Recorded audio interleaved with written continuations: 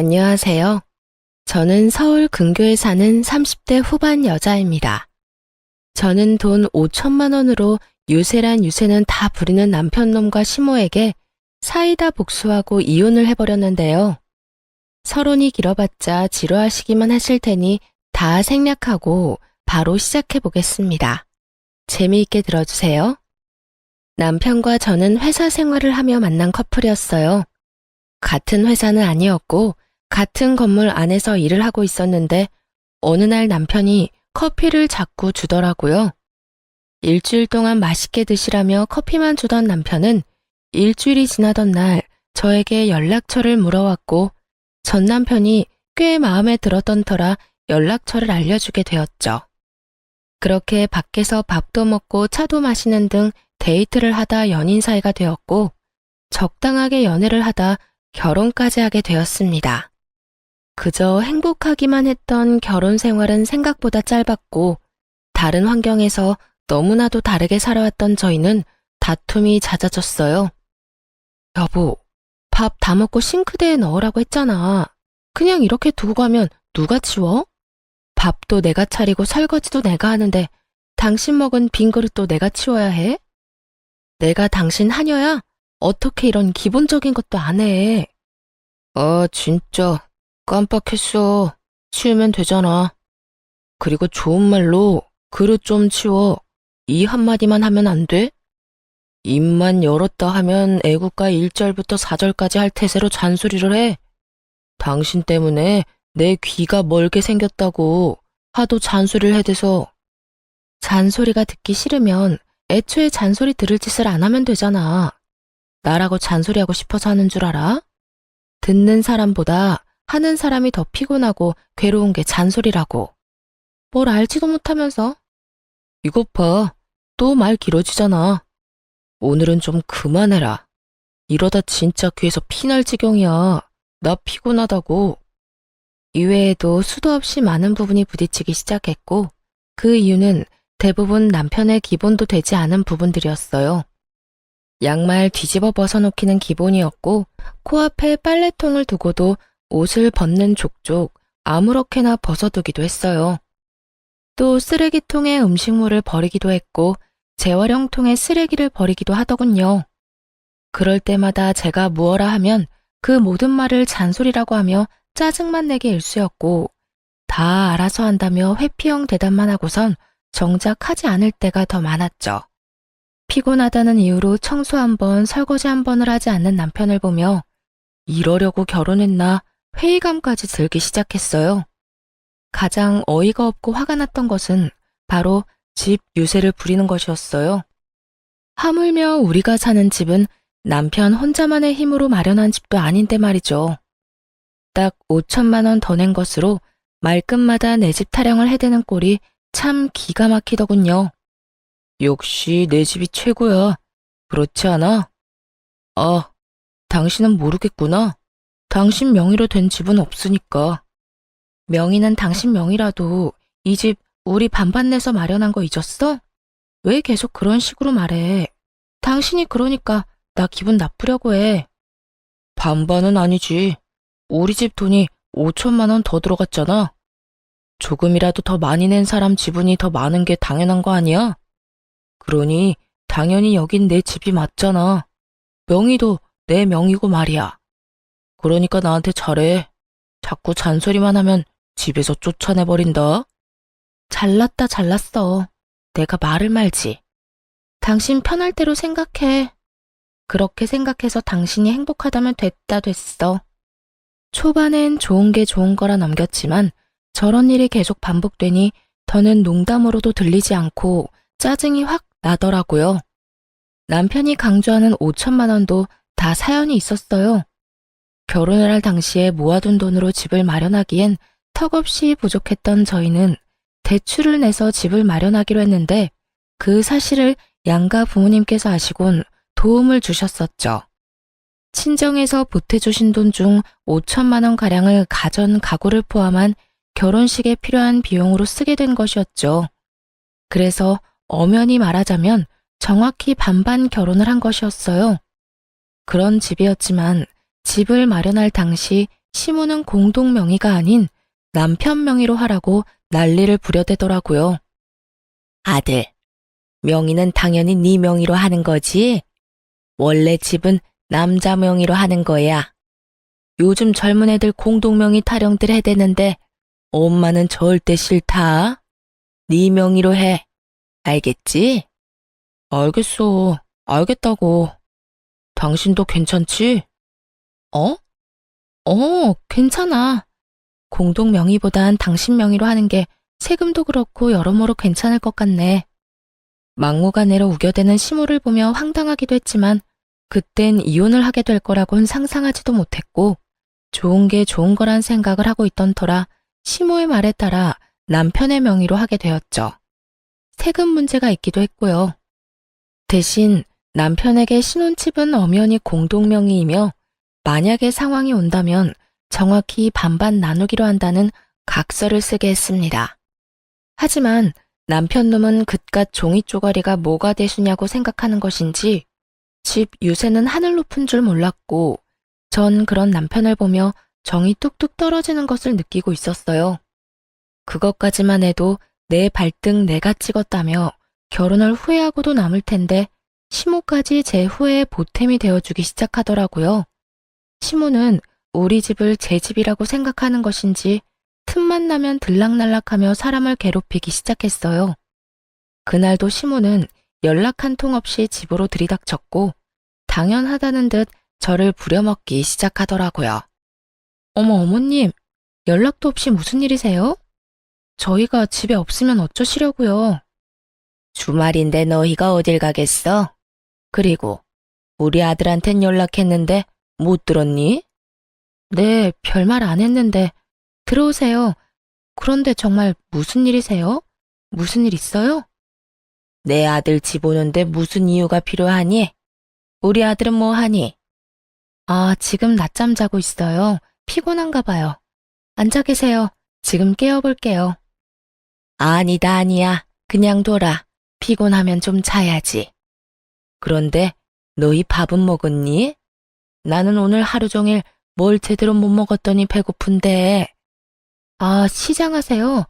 지금 바로 차려드릴게요. 그래, 그러면 간단히 쌈밥 좀 해먹자꾸나.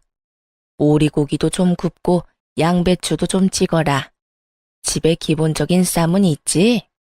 시모는 간단이라는 단어의 뜻을 모르는 것이 분명했어요. 물론 시모에게 차려주는 밥상이니 찌개찜은 다시 끓일 생각이었지만 나머진 냉장고에 있는 반찬을 내놓으려 했거든요. 갑작스럽게 집으로 들이닥친 사람이니 그 정도는 이해하겠지 했는데 시모는 간단히 집에 있지도 않은 재료들을 찾고 있더라고요. 어머님, 오리고기는 없고 삼겹살은 있어요. 쌈도 상추 깻잎은 있는데 양배추는 없고요. 너 회사 생활한다고 살림을 아무렇게나 살고 있는 거 아니니? 어떻게 가정집에 그 기본적인 것도 없니? 언제부터 그런 것들이 가정집에서 기본적으로 갖춰야 할 재료들이 된 것인지 알 수가 없더라고요. 그쯤 되니 시모는 그저 저에게 트집을 잡고 싶어 하는 것이 분명해 보였고 최대한 좋게 대하고 싶었던 제 마음이 깨끗이 사라지며 저 역시 지지 않고 시모 말에 대답했어요. 네, 저희 집엔 그런 찬들이 기본은 아니라서요. 그리고 어머님도 아시다시피 냉장고에 이것저것 쌓아두면 뭐 하나요? 신선도만 떨어지고 아차 하는 순간 상해서 버리기밖에 더 하겠어요? 일단 오늘은 그냥 드시고 다음에 연락하시고 오시면 오리고기 준비해 드릴게요. 아, 양배추도요. 그래, 너 잘났다. 잘난 며느리 잘 둬서 밥 한 끼 얻어먹는 게 이리도 눈치가 보이는구나. 그리고 너 아까부터 연락 타령을 해대는데 이 집 엄연히 내 집이기도 하지 않니? 이 집에 들어간 내 돈이 얼만데 아까부터 연락 타령인 거야. 넌 네 집에 갈 때 연락하고 가니? 남편이 누굴 닮아 그 모양인가 싶었더니 시모가 남편과 똑같은 말을 하더라고요. 저는 이번에야말로 확실히 집어줘야겠다는 생각을 했고 시모를 똑바로 바라보며 이렇게 말했어요. 어머님, 이 집이 왜 어머님 집이에요? 엄연히 저희 부부 집이죠. 어머님 돈만 들어간 거 아니고 저희 부모님 돈도 그 못지않게 들어갔어요. 어머님 말씀대로라면 저희 부모님도 이 집에 막 오셔도 되겠네요? 제 말에 시모는 펄쩍 뛰며 이렇게 말하더라고요. 그건 아니지. 이 집 살 때 우리가 5천 더 보탠 거 잊었어? 그러니까 이 집에 대한 권리는 우리한테 더 있다고. 거기에다 이 집 명의도 내 아들 명의인 거 잊었어? 그런 내 집, 내 아들 집에 네 부모들이 왜 와? 내 아들 불편하게. 절대 난 그 꼴은 못 본다. 그 빌어먹을 5천만 원. 할 수만 있다면 시모의 입에다 던져주고 싶은 심정이었어요. 도대체 어느 나라 계산법에 따라 계산을 하면 저딴 결론이 나올 수가 있는 것인지 궁금해지더라고요. 전 다시 한번 정확히 반반 결혼임을 시모에게 말해주었습니다. 그 5천만 원 덜 들어가게 된 것도 이 집에 들인 가전, 가구, 저희 결혼에 쓰인 여러 가지에 쓴다고 그렇게 된 거예요. 남편도 동의했고 그중 남편이 쓴 돈도 많고요. 그러니까 엄연히 이 집은 반반 보태서 마련했다고 볼 수 있죠. 그러니 저도 이 집에서 편해야 하지 않겠어요? 남편이 저희 부모님 오면 불편한 만큼 저 역시 어머님이 이런 식으로 오셔서 어머님 집인 양 들쑤시고 다니면 불편하고 힘들어요. 그러니까 연락하시고 오세요. 서로 좀 편하게 살자고요. 시모는 제 말에 얼굴을 붉히기 시작하더니 대바라진 X라는 말을 하고선 집으로 돌아가 버리더군요. 이런 일이 있고 난 후 시모는 저의 말에 잘 따라주더라고요. 너무 잘 말이죠. 시모는 집으로 오고 싶을 때마다 연락을 했고 그 연락의 빈도는 일주일에 5번 정도가 되었죠. 그쯤 되니 매번 거절하는 것도 힘든 상태가 돼버렸고 이리저리 변명을 해도 남편에게 연락을 해서 찾아와 버리더라고요. 그나마 다행이라고 할 수 있는 것은 남편 놈이 평일엔 오지 말라고 해줬다는 것이었어요. 하지만 주말엔 온다는 시모를 막지 않았고 그렇게 부부간의 주말은 없는 것이나 마찬가지였습니다. 시모가 오는 주말은 쉬어도 쉬는 게 아니었어요. 아침 대바람부터 찾아와 저녁 늦게나 돼서 돌아가니 곤욕도 그런 곤욕이 없더라고요. 삼시세끼를 매번 다르게 차려야 하는 것은 물론이고 간식, 과일, 때론 생과일 주스까지 직접 만들어 대령하라고 하니 없는 당직이라도 만들어 회사에 출근하고 싶은 심정이었어요. 그렇게 한 달이 지나가던 어느 날 시모에게 또 전화가 왔고 언제나 그렇듯 또 오겠다고 하더라고요. 결국 전 폭발을 해버렸고 남편에게 화를 내버렸어요. 엄마, 내일 또 온대. 엄마도 많이 적적하신가 보네. 매주 이렇게 우리 집에 오는 거 보니까 말이야. 황당하더라고요. 시모가 혼자 있는 것도 아니고 시부가 버젓이 살아계시는데 적적함이라는 단어가 왜 나오는지 이유를 알 수가 없더라고요. 적적? 지금 적적하다고 했어?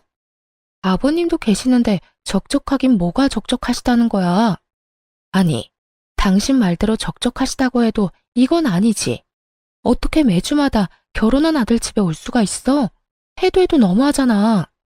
너무하긴 뭐가 너무하냐? 외롭고 심심하면 아들 집 올 수도 있는 거지.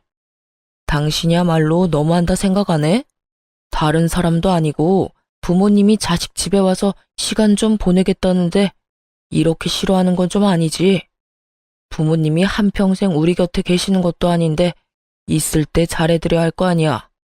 돈 드는 것도 아니고 그저 집에 와서 시간 좀 보내고 싶다는데 그냥 그러려니 하고 넘어가. 그러려니? 당신 같으면 그러려니가 되겠어? 나 지난 한 달 동안 주말에 단 하루도 못 쉬었어. 하루가 뭐야? 깨어있는 시간 내내 제대로 쉬지도 못했다고. 당신만 회사 다니니? 나도 회사 다녀. 나도 일하는 사람이라고.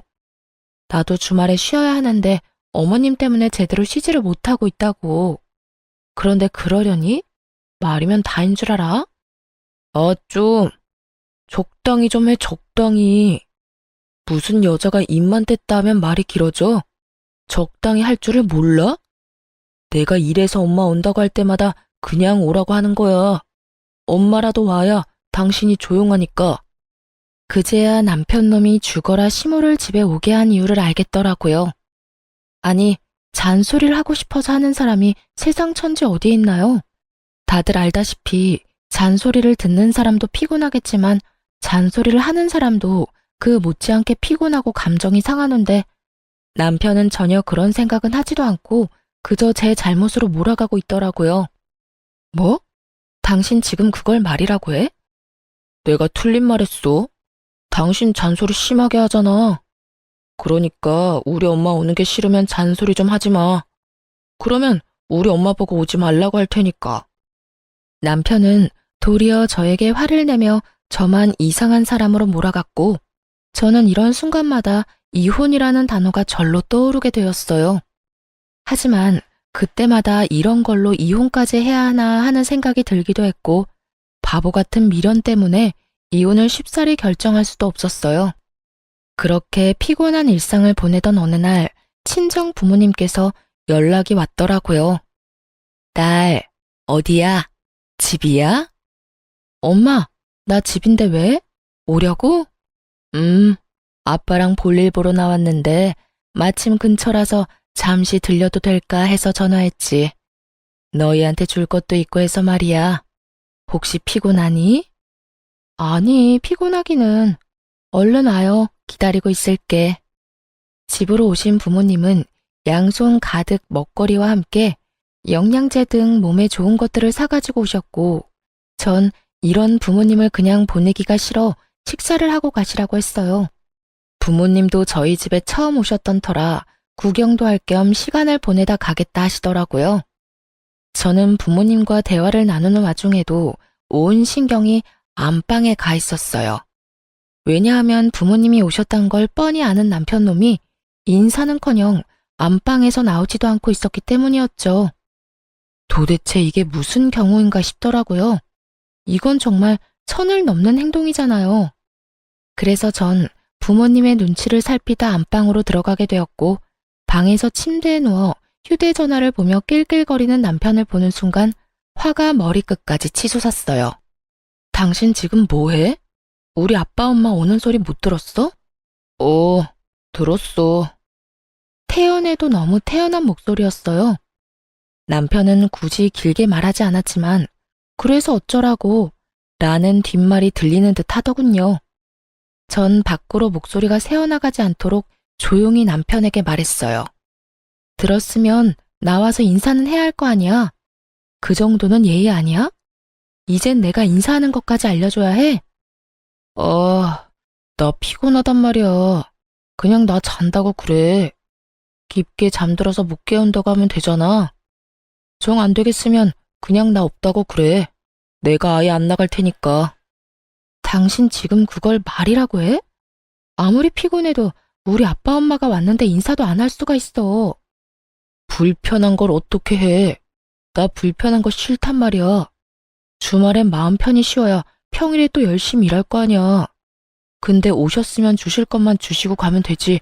식사는 또 왜 하고 가신다는 거야? 아니, 애초에 주말에 찾아오신 거부터 좀 아니지. 너 진짜 말 다 했어? 네 엄마가 주말마다 찾아와서 삼시세끼 다 먹고 가는 건 되고 우리 부모님은 아예 와서도 안 된다는 이 말이니? 딸이랑 아들이랑 같아? 딸은 시집가서 출가 외인 아니냐. 여전히 침대와 한몸이 되어 입만 살아 움직이는 남편을 보는데 머리털을 다 뽑아주고 싶었어요. 이기적인 논리로 개소리를 하는 남편에게 하고 싶은 말은 많았지만 이야기가 더 길어지면 밖에 계신 부모님이 눈치를 채실 것 같더라고요. 그래서 전 남편을 두고 방에서 나왔고 부모님께는 남편이 피곤하다며 대충 얼버무렸습니다. 아, 남편이 많이 피곤한가 봐. 요즘 회사 일이 바빠서 오늘 아침까지 집에서 일하다가 좀 전에 잠들었거든. 그래서 그런지 깨워도 못 일어나네. 그냥 자게 두고 우리끼리 맛있는 거 먹자. 나중에 일어나면 전화하라고 할게. 아유, 전화도 됐어. 피곤하면 자야지. 밥이야 맨날 먹는 건데 뭘. 그냥 자게 두고 나중에 일어나고 큰 소리 내지 마. 엄마의 말을 듣는데 부모님께 더욱 죄송해지더라고요. 이때껏 제가 너무 바보처럼 참고 살아 남편이 우리 부모님까지 무시하나 하는 생각이 들기도 했고요. 그렇게 시작된 식사 자리, 마냥 좋을 순 없는 상황이었죠. 저는 저대로 웃고는 있는데 웃는 것이 아니었고 부모님은 부모님대로 눈치를 살피시느라 밥을 씹지도 않고 삼키고 계셨고요. 그렇게 눈코 뜰 새 없이 식사를 마친 부모님은 서둘러 돌아가 버리시고 저는 그간 참아왔던 분노가 터져버렸어요. 당신 진짜 해도 해도 너무한다. 우리 부모님을 무시해도 정도가 있지. 어떻게 진짜 안 나와볼 수가 있어? 당신 이거밖에 안 되는 인간이었어? 내가 뭘 어쨌다고 그래. 내가 피곤하다고 안 나간다고 했잖아. 장인어른 장모님이 뭐라고 하신 것도 아니고 식사 잘하시고 가셨으면 된 거 아니야? 당신이 보기엔 잘 드시고 가신 것 같아? 국 반찬은 그대로 있고 밥만 드시더라. 그 밥도 제대로 씹지도 않고 삼키시고. 딸 집에 처음 왔는데 우리 아빠 엄마가 이딴 취급이나 받고 가셔야 했어? 어쨌든 밥은 다 드셨네. 아예 쫄쫄 굶고 간 것도 아니잖아. 아 진짜 사람 피곤하게 좀 만들지 마. 뭘 잘한 게 있다고 화를 내는 남편 놈을 보며 저 역시 참지 않고 쏘아붙였어요. 내가 어머님 왔을 때 어떻게 했는지 기억 안 나? 나도 피곤하고 힘든데도 삼시세끼 다 해드리고 간식에 과일까지 다 대접해드렸어. 내가 한 만큼 해달라는 것도 아니었잖아. 그냥 나와서 인사하고 밥 한 끼 같이 먹자는 건데 그것도 힘들어? 힘들어. 솔직히 말해서 나 당신 부모님들이랑 마주보고 밥 먹는 거 불편하고 힘들어서 너무 싫다고. 그리고 내가 우리 엄마 왔을 때 그렇게 해달라고 했냐? 당신이 착한 며느리병 걸려서 알아서 다 한 거 아니야? 혼자 미움받기 싫어서 다 해놓고선 이제 와서 왜 나한테 이래? 그렇게 싫었으면 당신도 나처럼 아예 방에서 안 나오면 되는 거잖아.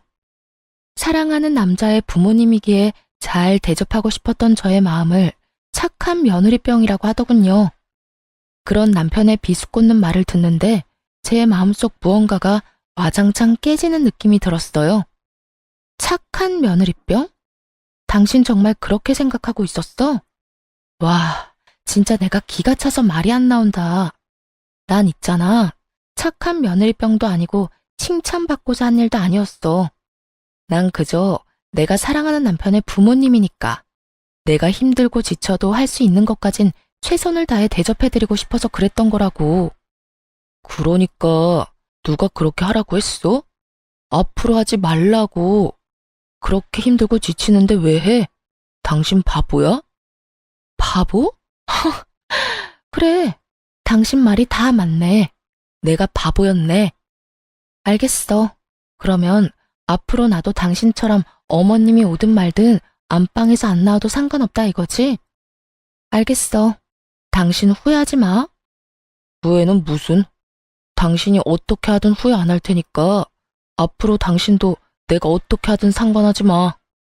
결국 남편은 잠자고 있던 제 코털을 건드렸고 전 결혼하고 처음으로 시모의 방문을 기다리게 되었습니다. 며칠 뒤 기다리고 기다리던 시모에게서 집으로 온다는 연락이 왔고 전 안방 열쇠와 먹거리를 챙겨 안방에 들어가 문을 잠가버렸어요. 네, 저는 남편이 권한 대로 그리고 남편이 제 부모님께 한 그대로 하기로 한 것이었죠. 여보, 엄마 왔어. 나와. 여보, 엄마 왔다니까. 뭐 하는 거야 도대체? 문이 왜 잠겨있지? 여보, 여보, 여보! 남편은 밖에서 문을 두드리며 소리를 질러댔고 전 휴대전화로 보고 있던 동영상 소리를 최대치로 올려버렸어요. 이게 무슨 소리야? 쟤 지금 방에서 TV 보고 있니? 이게 감히 시어머니가 왔는데 이게 무슨 짓이야? 어디 버르장머리 없게 인사는커녕 얼굴도 안 내밀어. 저게 나를 무시해도 유분수지. 이게 뭐 하는 짓이야? 시모는 노발대발하며 갖은 험한 말들을 쏟아내고 있었고 남편 역시 자기가 한 짓은 기억나지도 않는 것인지 지치지도 않고 문을 두드리더군요. 그렇게 1시간쯤 지났을까요? 시모가 이를 바득바득 깔며 이렇게 말했어요. 내가 가만히 있을 줄 알아? 두고 봐 너. 시모가 돌아가는 소리가 들리고 문을 열고 거실로 나갔더니 남편놈이 씩씩거리며 저를 쏘아보더라고요. 당신 미쳤어? 이게 뭐 한 짓이야? 뭐 하는 짓이긴 다 당신한테 배우고 당신이 시킨 대로 하는 짓이지. 뭐? 당신이 그랬잖아. 다음에 어머님 오시면 나한테도 안방에서 나오지 말라며. 당신 시킨 대로 한 것뿐인데 왜 화를 내? 그 말을 곧대로 믿는 사람이 어디 있어? 그냥 한 말이잖아. 그냥 당신 잔소리 듣기 싫어서 아무렇게나 나오는 대로 한 아무 의미 없는 말. 당신한텐 아무 의미 없는 말일지 몰라도 나한테는 아니었어. 그러게 말을 할 땐 생각을 좀 하고 말을 하지 그랬어. 아, 그리고 어머님껜 당신이 잘 말해줘.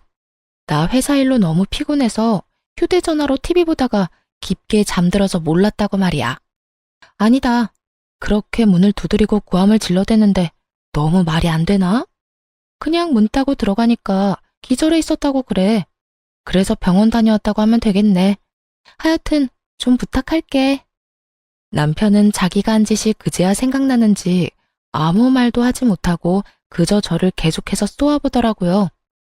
그렇게 쏘아보기만 하던 남편놈은 그나마 생각이란 건 있었는지 시모에게 연락을 해 제가 시킨 대로 알고 보니 제가 잠시 혼절해 병원에 다녀왔다고 거짓말을 했고 시모는 믿는 듯 넘어가더군요. 아무래도 아들이 그렇게 말을 하니 의심쩍긴 하지만 믿고 넘어가는 듯 했어요. 믿지 않았다면 진작 연락이 와 노발대발 화를 냈을 텐데 따로 연락이 오지 않을 뿐더러 찾아오지도 않았으니까요. 그렇게 남편과의 신경전이 계속되며 이혼이 가까워지던 어느 날, 한동안 잠잠했던 시모에게서 연락이 왔더라고요. 예, 회사니? 네, 회사예요. 바쁠 테니 본론만 말아마. 집 비밀번호 뭐니? 네? 비밀번호요? 그건 왜요? 왜긴 왜야. 집에 들어가려고 그러지. 그러니까 주인도 없는 집에 왜 들어가시려고 하냐고요? 다름이 아니라 우리 장남이 이혼을 했다지 뭐냐. 아직 네 시아버지는 몰라서 잠시 거기서 지내야 하겠다. 산 넘어 산인 상황이었어요. 힘들게 시모를 못 오게 했더니 이젠 아예 시숙이 와서 살겠다고 하니 산 넘어 산이 아니겠어요? 가족끼리 어려우면 도울 수도 있다고들 하시는데 저 역시 그렇게 생각합니다. 그런데 저딴 시댁 식구를 가족이라고 할 수 있는 것인지 의문인 상황에서 시숙까지 데리고 살아야 한다는 건 말도 안 되는 소리일 뿐더러 절대 용납해서도 안 될 일이었죠. 아무리 상황이 그렇다고 해도 그건 아니죠. 제가 왜 아주버님까지 데리고 살아야 해요? 그것도 저희 집에서요. 얘가 아직도 이러네. 그 집은 네 집이 아니라 내 집, 우리 아들 집이라니까. 그러니까 내 아들이 거기서 지내는 건 어찌 보면 당연한 일 아니니? 그러니까 계속 같은 말 시키지 말고 얼른 비밀번호부터 말하거라. 어머님이야말로 말도 안 되는 소리 좀 그만하세요. 어찌되었든 전 비밀번호는 절대 못 알려드리니 그런 줄 아시라고요. 됐다. 내 아들한테 물으면 그만이지. 끊어라. 내가 너하고 무슨 대화를 하겠다고 너한테 전화를 했는지. 괜한 시간 낭비만 하고 기분만 상했어. 시모는 전화를 끊어버렸고 불안한 마음에 남편에게 전화를 해보니 다행히도 전화를 받더라고요. 여보, 어머님 연락해와서 우리 집 비밀번호 알려달라고 하면 절대 알려주면 안 돼? 갑자기 이게 무슨 소리야? 우리 엄마가 비밀번호를 알려달라고 한다고? 왜? 아주버님 이혼하셨는데 아직 아버님이 몰라서 한동안 우리 집에서 지낸다잖아. 이게 말이나 돼? 하여튼 당신 비밀번호 절대로 알려주지 마. 알려주기만 해봐. 나 진짜 가만히 안 있어. 틀린 말도 아닌데 왜 이렇게까지 매정하게 굴어? 형이 오갈 데가 없으면 우리 집에서 지내는 게 당연한 거 아니야? 설마 했더니 남편 역시 시모와 별반 다르지 않은 말을 뱉어내고 있더라고요. 오갈 데가 없는 시숙이 왜 우리 집에 살아야 하냐고 따져봤자 돌아올 대답은 뻔했기에 전 그저 제 뜻을 확실하게 전해주기로 했습니다. 뭐? 당신 진짜 미쳤어? 그 집이 당신 혼자 사는 집이야? 그 집 우리 부부 집이야. 그런 집에 왜 아주버님이 사냐고. 난 싫어. 나 진짜 싫다고 했어. 가르쳐주면 나 진짜 가만히 안 있을 거야. 이거 엄포 아니고 진짜 진심으로 하는 말이야. 내가 비밀번호 알려주면 이혼이라도 하겠다는 말처럼 들린다. 이혼? 왜? 못할 것 같아? 난 그 생각도 충분히 하고 있거든? 그러니까 절대 알려주지 마. 그러든가 말든가 알아서 해. 난 알려줄 테니까. 여기까지만 해도 충분히 화가 나는데 바로 이어지는 남편의 말은 정말 가관이었어요. 이혼? 웃기고 있네. 네가 얼마나 계산적인 여잔데 집을 포기하면서까지 이혼하겠어? 집, 내 명의인 건 알고 있지? 이혼도 네 입에서 나와서 난 위자료 줄 필요도 없고 집 명의도 내 명의라서 이혼하면 넌 한 푼도 못 받아.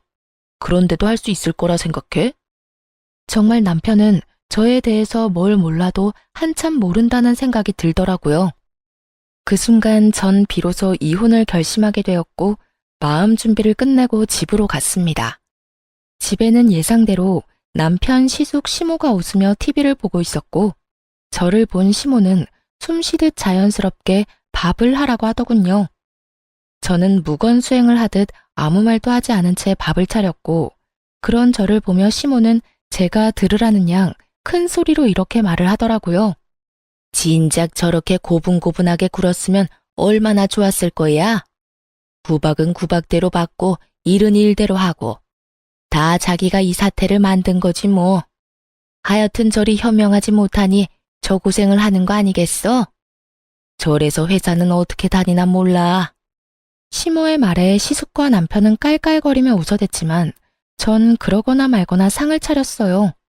밥상이 다 차려진 것을 본 세 사람은 누가 먼저라고 할 것도 없이 자리에 앉았고 제가 만든 국과 밥을 먹은 세 사람은 동시에 고함을 질러대기 시작했어요. 이게 무슨 맛이야? 당신 요리하면서 간 안 봤어? 맵고 짜고 이게 다 뭐야? 도저히 먹을 수가 없잖아. 그러게요, 재수씨. 이건 도저히 못 먹겠는데요. 이건 음식이 아니라 테러에 가까워요. 넌 진짜 제대로 하는 게 뭐니?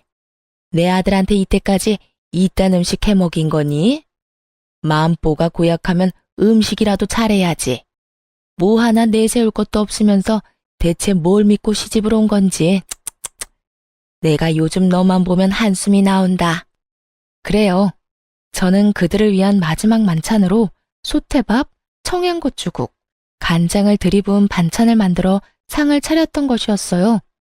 제발 이거라도 먹고 정신 차리란 뜻이었죠. 세 사람은 저에게 짜증을 내고 있었고 전 숟가락을 신경질적으로 내려놓으며 이렇게 말했습니다. 저라고 뭐 다르겠어요? 어머님은 한숨만 나오겠지만 저는 어머님 보면 화병이 날 것 같다고요. 그리고 이 음식들이 마음에 안 들어도 다 드세요. 마지막 만찬이라 특별히 신경 쓴 거라고요. 마지막 만찬이라니 너 그게 무슨 말이냐? 뭐 무슨 이혼이라도 하겠다는 말이야? 네, 저 이혼하려고요. 그러니 이혼한 두 아들 끌어안고 잘 사세요. 행복하게 잘. 자극적인 음식에 물만 벌컥벌컥 마셔대던 남편놈은 제 입에서 이혼 소리가 나오자 물잔을 내려놓고선 저에게 따져묻기 시작했어요. 당신 진짜 왜 그래? 아까 내 말 다 듣고도 이혼하겠다는 말이 나와? 당신 나하고 이혼하면 땡전 한 푼 없이 쫓겨나는 거랑 마찬가지라고. 그래도 나랑 이혼하겠다는 말이 나와? 그건 네 생각이고 설사 한 푼 못 받는다 해도 난 너랑 이혼할 거야. 더는 너 같은 인간이랑 살고 싶지도 않아. 뭐? 너 같은 인간? 당신 진짜 말 가려가면서 못해? 여기 우리 엄마도 계신 거 몰라? 그렇게 어른 공경할 줄 아는 놈이 우리 부모님 왔을 땐 그따위로 행동했어? 말 가릴 줄 아는 놈이 나한테는 그따위로 말했냐고. 다 네가 하는 대로 돌려받는 줄 알아. 남편은 지은 죄가 있으니 입을 닫아버렸고 시모는 남편이 저에게 밀린다 싶으니 나서기 시작했어요. 아들, 됐다. 그냥 이참에 이혼해버려. 들었지?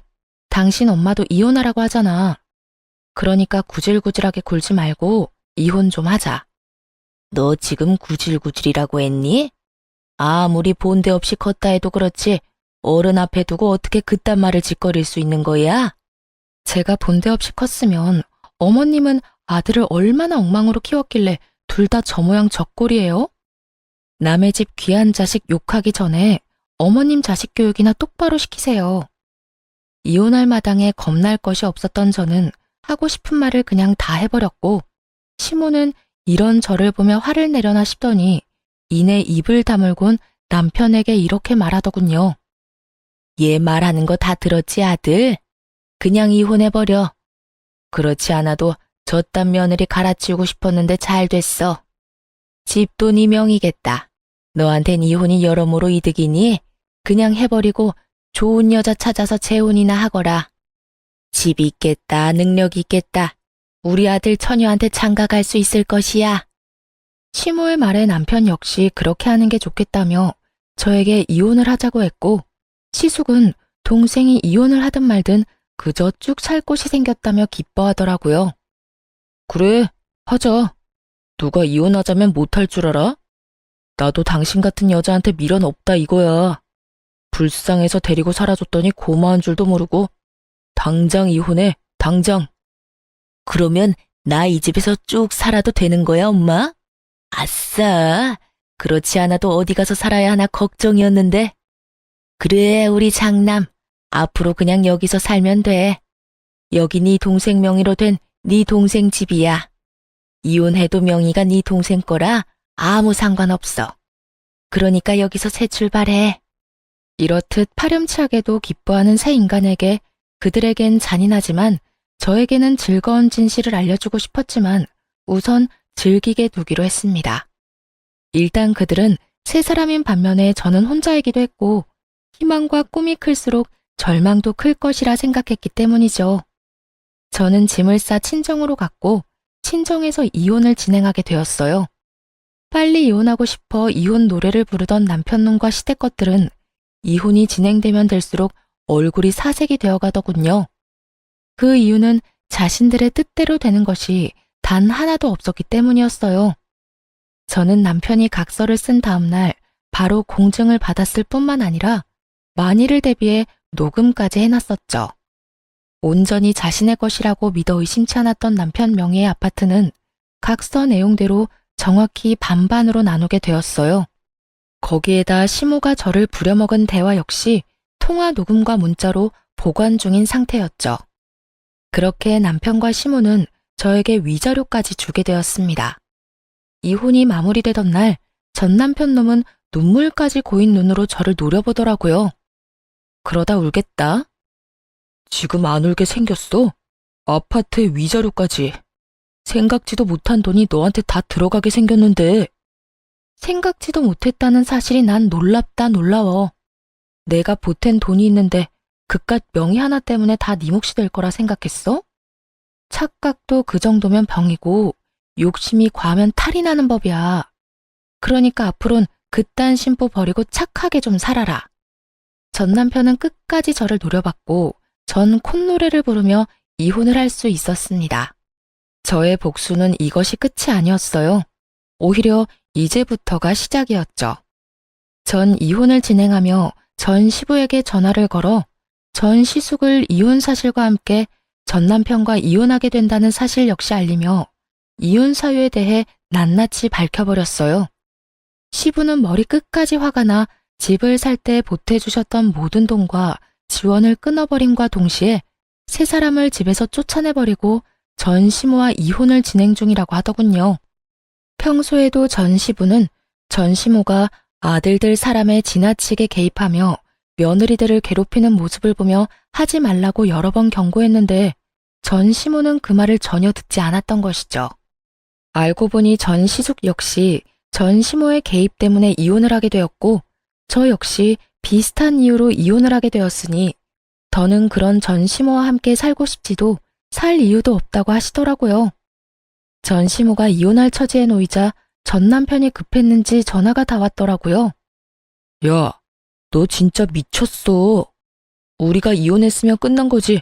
왜 우리 아버지한테까지 전화해서 이 사달을 만들어? 지금 너 때문에 우리 엄마까지 이혼하게 생겼다고. 어떻게 책임질 거야? 그렇지 않아도 아버님께서 그러시더라. 집에서도 쫓겨났다며? 어떡하니? 셋 다 돈도 없을 텐데 집에서도 쫓겨났으니 이제 오갈 데 없는 거지꼴이겠네. 너 지금 말 다 했어? 왜? 내가 틀린 말 했어? 맞잖아. 오갈 데도 없는데 돈도 없으면 그게 거지지. 거지가 뭐 별건가? 나한테 이럴 시간에 저렴한 월세방이라도 찾아봐. 나이 지긋한 네 엄마하고 이혼한 네 형이랑 언제까지 밖에서 살 수는 없을 거 아니야. 이게 다 누구 때문인데 네가 감히 그딴 말을 해. 네가 우리 아버지한테 다 이르지만 않았어도 우리 신세가 이렇게까지 처량해질 일도 없었거든. 야, 입은 삐뚤어졌어도 말은 좀 바로 하자. 일이 이렇게 된 건 너랑 네 엄마 때문이야. 네 형도 한몫하기도 했고. 잘못은 너랑 네 가족이 다 해놓고 왜 애먼 사람 잡고 난리야?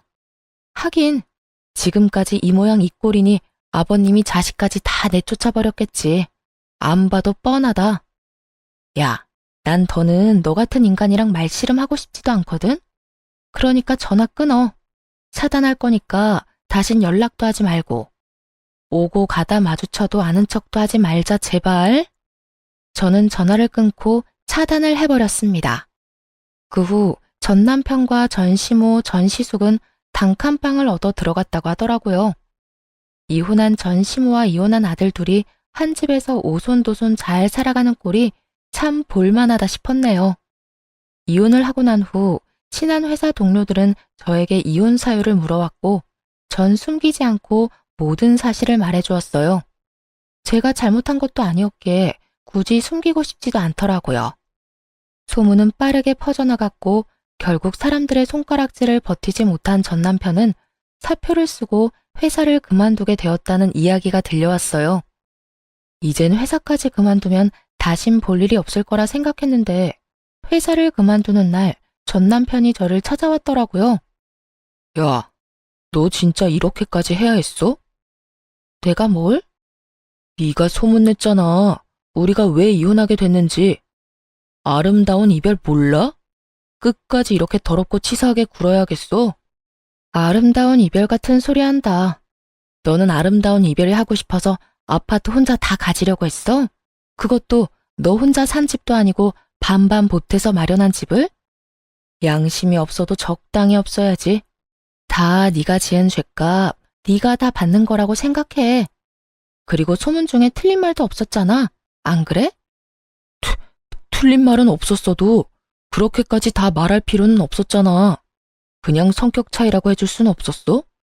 그래도 우리가 살았던 정이 있는 건데 이렇게까지 나를 끝까지 몰고 가야만 했었냐고. 난 그저 묻길래 있는 사실 그대로 말해준 것뿐이야. 그리고 소문이야 어떻듯 당신 당당했잖아. 당신은 이혼하는 그 순간까지 나한테 잘못한 거 없다고 했던 사람이야. 그런 사람이 이제 와서 사람들이 욕하고 손가락질하니까 부끄럽긴 한가 보다. 잘못된 행동이란 걸 느끼기는 하는가 봐. 아니거든. 난 여전히 내가 잘못했다고 안 생각하거든. 그래? 그렇게 생각해서 당신 마음이 편하다면 그렇게 생각해. 이젠 난 당신이 어떻게 생각하든 아무 상관도 없는 사람이니까.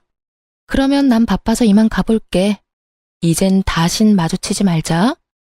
돌아서는 제 뒤로 남편의 험한 말들이 들려왔고 전 머리 위로 가운데 손가락을 보여주며 대답을 대신했습니다.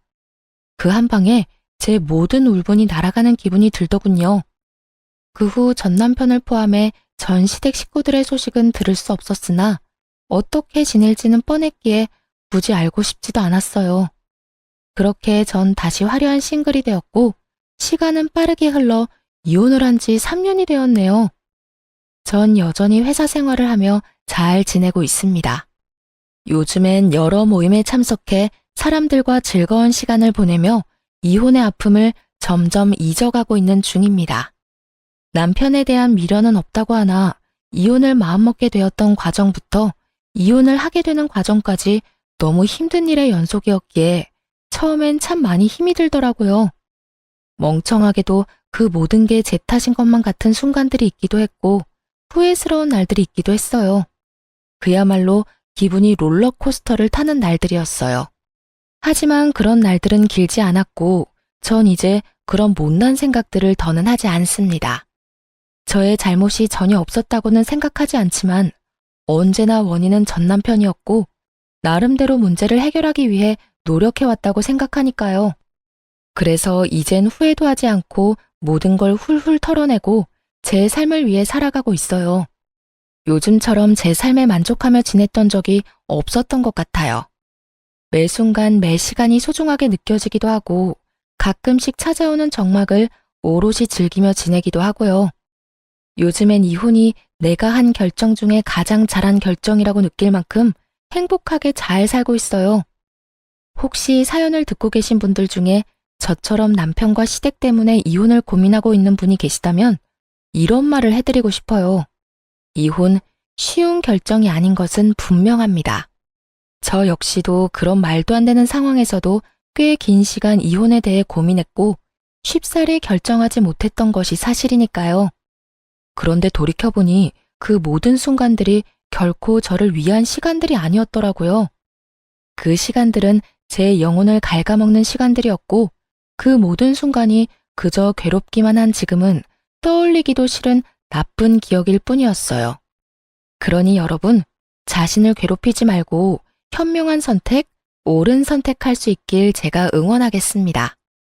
여러분도 제 행복을 위해 응원해 주실 거죠? 저는 이만 물러가 보겠습니다.